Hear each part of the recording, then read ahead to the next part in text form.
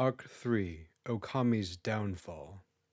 It is said the greatest lie the devil ever told was that he didn't exist. How better to convince people to ignore your demonic influence, except for them to believe your influence doesn't exist? Because if people know you exist and how you influence them, they can find your influence and destroy it. And without a physical body, you can't do anything in the world, and are left with nothing until being consigned to the eternal fire where you belong.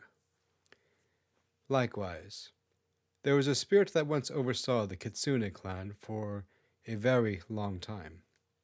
But since then, it became prideful, and with its influence over the prosperity of the Kitsunes, had gained when they first began their civilization. And in its pride, though it not be a god, it influenced the Kitsunes to build many temples to itself, and began to accept worship. It was known by many names: Mammon, Plutus, and for the Kitsunes, Okami Inari.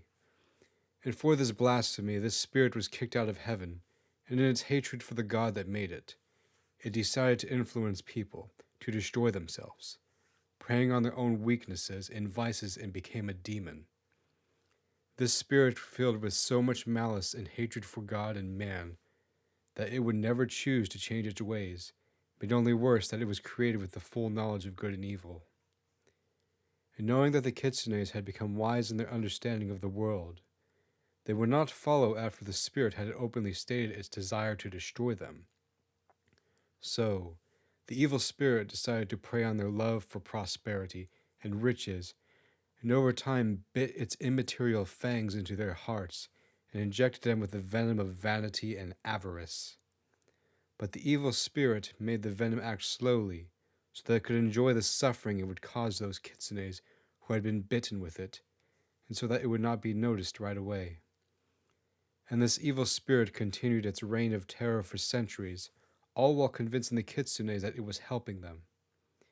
Meanwhile, the knowledge it gave them, seemingly for their own prosperity, was interwoven with poison, having taught through this desire for prosperity all manner of evil, slavery, oppression, exploitation of those most vulnerable, warfare, and so on and so forth. All things that promise prosperity but in the end in destruction. And this evil spirit enjoyed its reign of terror and bringing people to their own destruction. It had such an influence over the Kitsunes that they began to associate with being its messengers, and even rendered the nine-tailed philosopher Amenhotep's effort in the 4th century BC worthless. The nine-tailed Amenhotep, then eight-tailed, was someone who was in contemplation of piety, and began to ask questions amongst his own people. He asked many questions. What does it mean to be pious to the priest of Okami Inari? Is piety pious to one god, or some of the gods, or all gods? What does it mean to be pious if there are many gods, and not just one? And in his questioning, many of the priests of Okami Inari brought Amenhotep before the image of Inari, and who at the time was the 4th generation before the reign of Victor's sister. And before the image of Inari they brought all sorts of accusations against Amenhotep, that he was corrupting the youth and teaching them not to make sacrifices to the gods, and that he was an atheist, none of which were actually true. However, this particular image of Inari was one of the few images of Inari to rarely ever use the keys of prosperity, and was therefore not strongly under their corrupting influence.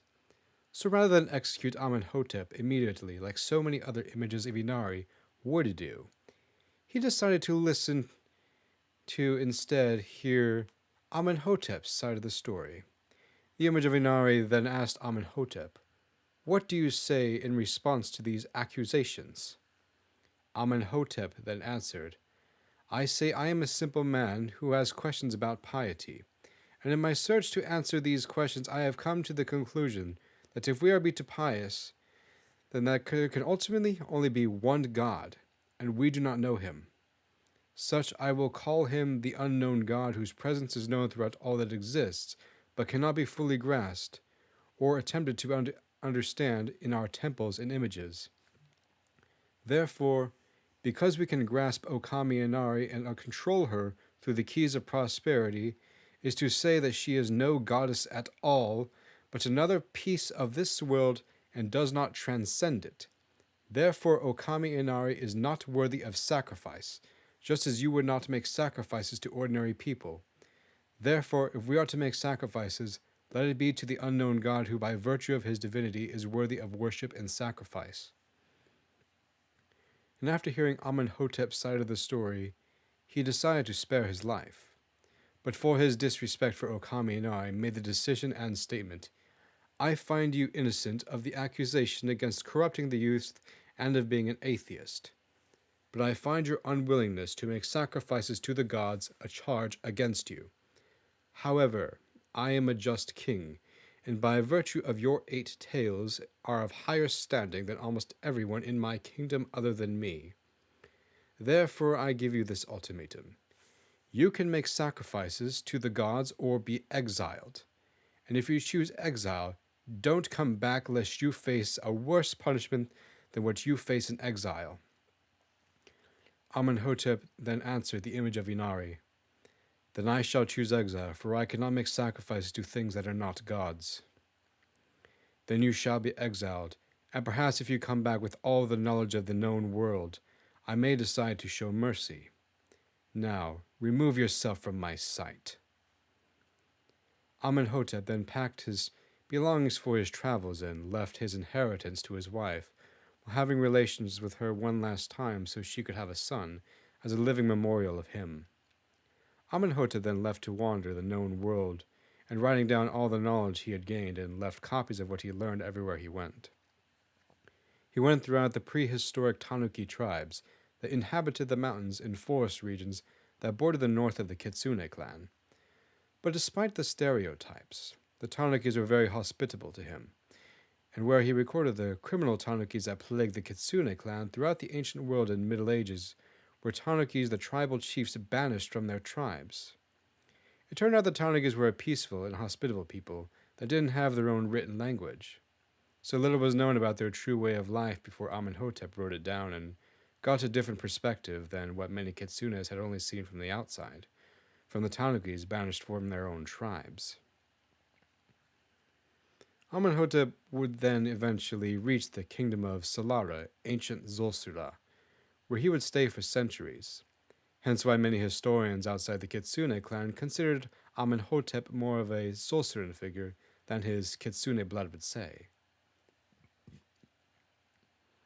And it was in Zulsura that Amenhotep had discovered one of the greatest Zulsuran philosophers and blind poets by the name of Euripus, and learned from him the ways of the Zulsurans, and that many of the great Zulsuran philosophers had many of the same ideas as himself. He also found a temple to the unknown god in Zulsura after spending some time around the city of Salara. And after some centuries had passed, in the 2nd century AD, Amenhotep encountered a Roman who had not known how he had ended up in the Zulsuran Empire, other than he knew he wasn't in Rome anymore. As far as this Roman knew, when questioned, he thought he was at the edge of the world and beyond the Roman Empire. Little did he know this was a completely different world. It also turned out this Roman was a bishop, and had gotten lost on a road fleeing persecution of a local governor. This bishop would then go on to stand in the temple of the unknown god and reveal that this unknown god, the Zulsuran philosophers believed in, was Christ, and there was one God and not 12, just as St. Paul had taught the Athenians on Mars Hill. Amenhotep would then become convinced after listening to this bishop, and was then catechized for 4 years and became a Christian. It was also during this time that Amenhotep became the first known true Nine-Tails, and continued to gather as much knowledge around the world in order to serve Christ through knowledge. And after the Zulsuran emperor had commissioned for all of Amenhotep's works to be copied and stored in multiple libraries throughout Zulsura, Amenhotep desired to return to the Kitsune clan to reveal what he had learned, so that he could free his people from Okami Inari. However, Amenhotep would die of old age in Zulsura on his return to the Kitsune clan at the ripe old age of 1,094 years old. Although Amenhotep would not live to show the Kitsune clan the ways of life, his work would go on to influence a great saint among the Kitsunes, a Zulsuran known as Father Nicholas, along with his 3 monastic brothers. He had thoroughly read through Amenhotep's work and copying them by hand, because the printing press would not be invented for another 300 years. He also did it so that Zulsuran kings and princes of the 12 medieval Zulsuran kingdoms would learn of their heritage, because although the 9-tailed Amenhotep was not Zulsuran, he extensively made Zulsuran customs, history, philosophy, and culture known in great detail. And it was through reading Amenhotep's work that Father Nicholas learned about the existence of the Kitsune clan where Amenhotep came from, and that they were not to receive the gospel. So Father Nicholas spoke to his bishop about his desire to see the Kitsune clan, and that if they had already received the gospel that he would return to his monastery. And the bishop, knowing already that he had many priests that could fill Father Nicholas's place, Father Nicholas grabbed a bag to carry food and his belongings and began his long walk to the Kitsune clan through the forests where the Tanukis lived. And thanks to the Tanukis, who were hospitable to travelers, Father Nicholas and his 3 brothers were able to safely traverse the forest filled with thieves and bandits, and showed their gratitude to the Tanukis each step of the way. And by the year 1198 AD, Father Nicholas and his 3 brothers arrived in the Kitsune clan and began to build a small house and farm for themselves. It had also been for the first time, other than the Tanukis, that Father Nicholas and his brothers had actually seen rational anthropomorphic creatures have a society outside of the folk tales they were raised with. Before then, the closest thing they saw were elves, which looked and sounded so human anyway, that they were not seen all that different other than their pointed ears and 4-fingered hands. It was also during this time that Victor's mother had ruled the Kitsune clan as Image of Inari. And because Tanuki bandits had somehow brought some of Amenhotep's work back to the Kitsune clan through robbery and trading stolen wares, she had discovered the contents of Amenhotep's writings and how Okami Inari could be brought to an end. And knowing this would spell the end of her political and spiritual influence over the whole of the Kitsune clan, which saw themselves as messengers of Inari, Amenhotep functionally became forbidden knowledge, and anathema even in a religious climate that only had loose dogmatic beliefs and no formal scriptures. Therefore, anyone possessing even fragments of Amenhotep's writings would be subject to either burn them and renounce Amenhotep or be subject to torture until they do, and most of the Kitsune society went along with this.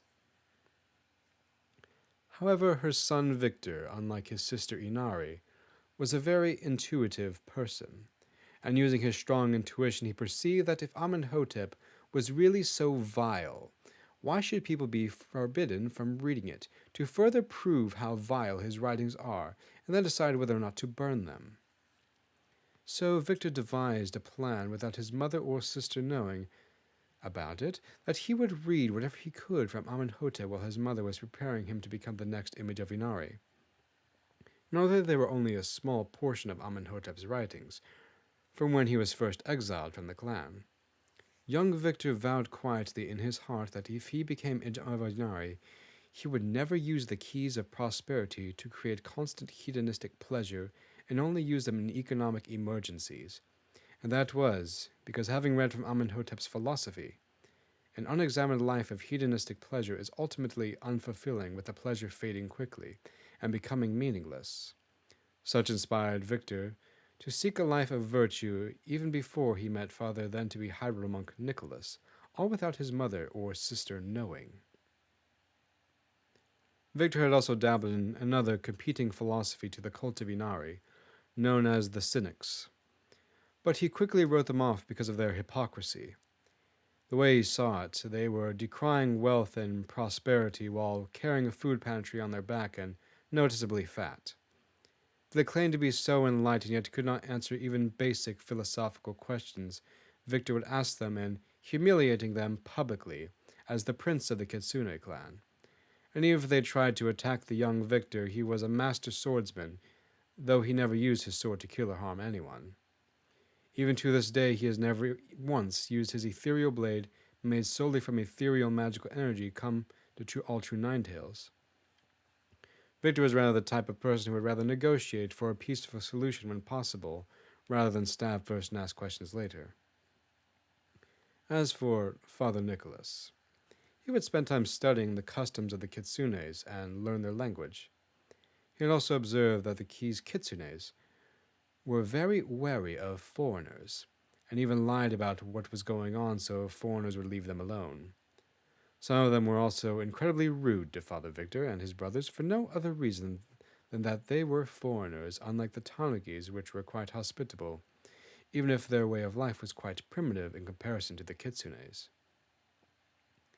It would then take some time before Father Nicholas had lived in the Kitsune clan long enough for some of the kitsunes to see him as a resident of the area, but still not one of their own.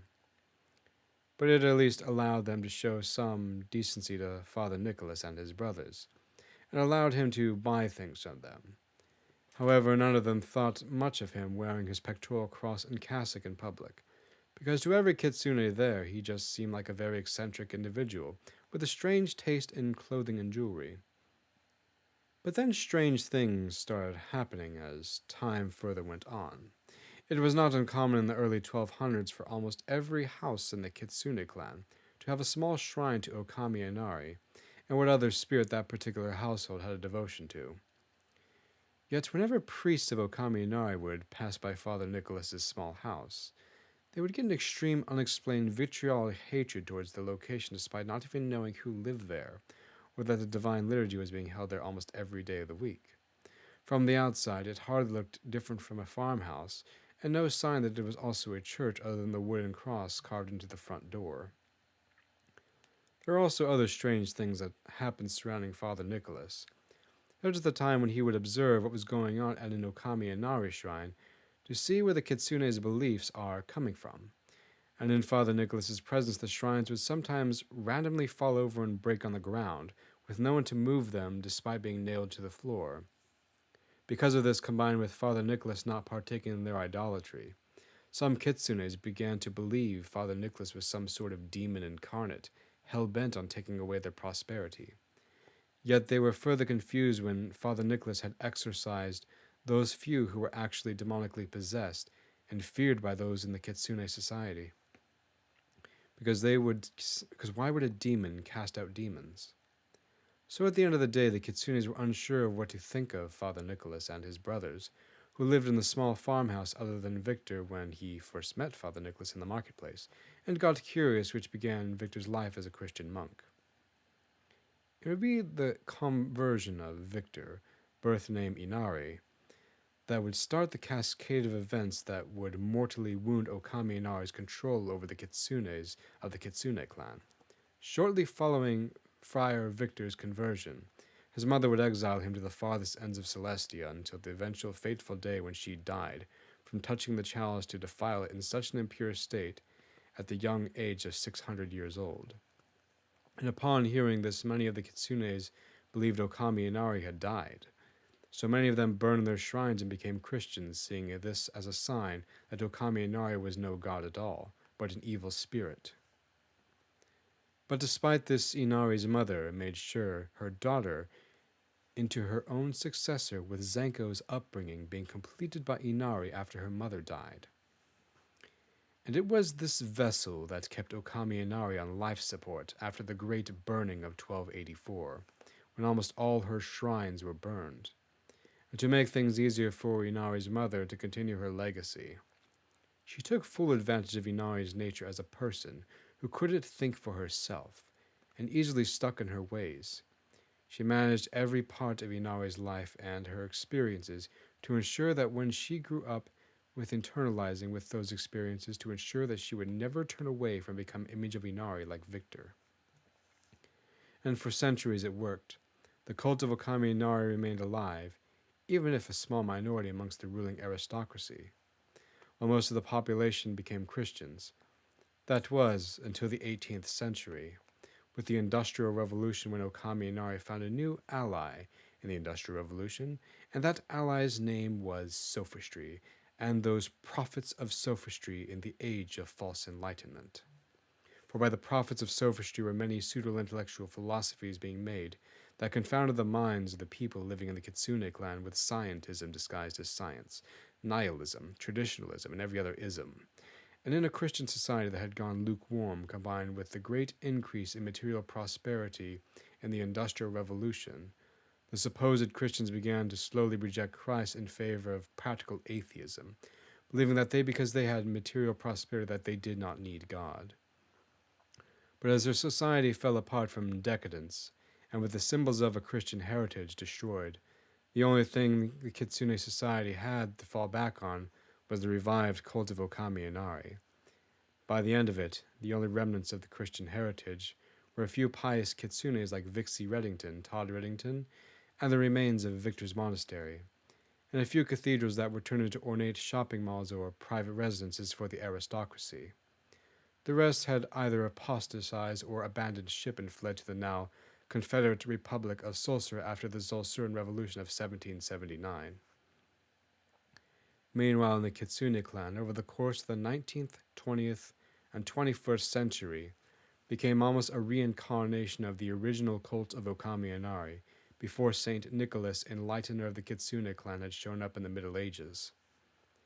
And because of industrialization, the keys of prosperity were ever made more powerful, as there was now a means to generate more material wealth than just what could be made through the power of rivers and animals. But what the image of Inari did not perceive is that the keys of prosperity would be stolen, that the Kitsune clan would be brought to the precipice of destruction, and only then did Inari begin to find the will to change. And with what Friar Victor saw, he was going to put Okami Inari 4,000 miles under in the center of the earth, in the bottomless pit, in the fires of hell. And with that evil spirit in hell, Friar Victor was intent on destroying all its works.